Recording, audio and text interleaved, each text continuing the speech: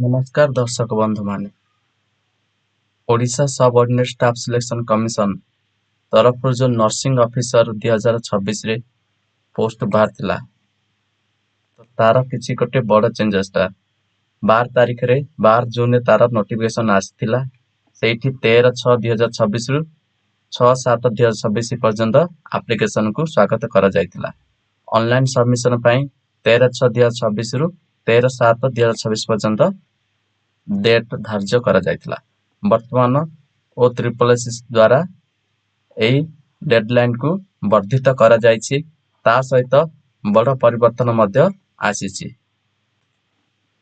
एठी देखंतु काली नोटिफिकेशन बाहरछि 6/7/2026 रे ना आगुरु थिला जे जो मानकर कम अटेम्प्ट रॉन्ग अटेम्प्ट कम थिबो जदि कम रॉन्ग करथियो से माने ही कोन सेम मार्क आसले से माने आगु बुझबे किंतु रिवाइज करके वर्तमान कोन करछि ना कमिशन कोन कला ना प्रथमे प्रोफेशनल क्वालिफिकेशन मार्क देखिबो highest percentage mark in diploma BSc nursing ताकू रैंक रे रखियो फास्ट रे तापरे एज को प्रायोरिटी दबो एज प्रायोरिटी देला परे तापरे हाई प्लस 2 मार्क को प्रायोरिटी दिया जिवो प्लस 2 मार्क गला परे जदि सब जा समान हला ताले कमिशनर डिस्क्रिप्शन पूरा तांका ऊपर डिपेंड कर जे से माने काहा को नेबे हला।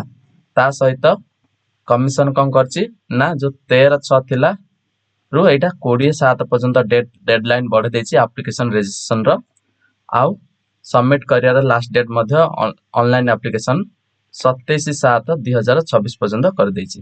तो एटा ओ ट्रिपल एस प्रकार विज्ञप्ति जारी हेछि। तो आपण माने जानि रखंतु एवं भूल थिले करेक्शन मध्य करंतु।